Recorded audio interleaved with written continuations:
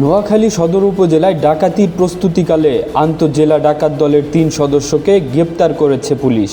সোমবার মডেল থানা পুলিশের বিশেষ অভিযানে তাদেরকে গ্রেপ্তার করা হয়। এ সময় তাদের কাছ থেকে ডাকাতির কাজে ব্যবহৃত দেশীয় তৈরি একটি ওয়ান শুটার গান, ৫টি কার্তুজ ও একটি সিএনজি উদ্ধার করা হয়।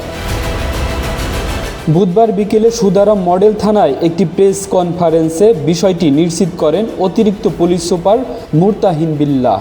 তিনি বলেন, গোপন সংবাদের ভিত্তিতে নোয়াখালী পৌরসভার লক্ষ্মীনারায়ণপুরের কিরণের মোড় থেকে আন্তঃজেলা ডাকাত দলের এসব ডাকাতদের গ্রেপ্তার করা হয়। বিশেষ অভিযান পরিচালনা করাকালীন সময়ে গত ৯/৭/২০২৪ আমাদের অফিসার সুজন চন্দ্র দাস সঙ্গীয় ফোর্স সহ বিশেষ অভিযান পরিচালনা করাকালীন জানতে পারেন যে আনুমানিক ৮:৩৫ নাগাদ যে লক্ষ্মীনারায়ণপুর এলাকার সোনাপুর গ্রামীণ প্রধান সড়কে কিরণের মোড়ে এলাকায় প্রথমে ডাকাত অস্ত্র নিয়ে তারা ডাকাতির প্রস্তুতি গ্রহণ করছে।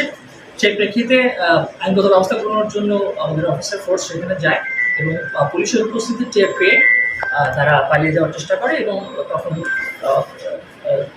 ফোর্সের সহায়তায় তাদেরকে গ্রেফতার করা হয়। তারা সেখান থেকে অস্ত্রশস্ত্র নিয়ে ডাকাতির প্রস্তুতি নিচ্ছিল। প্রাথমিক জিজ্ঞাসাবাদে বিষয়টি তারা স্বীকার করেছে। তাদের বিরুদ্ধে মামলা দায়ের করা হয়েছে। কামরুল ইসলাম, এই বাংলা নিউজ ডেস্ক।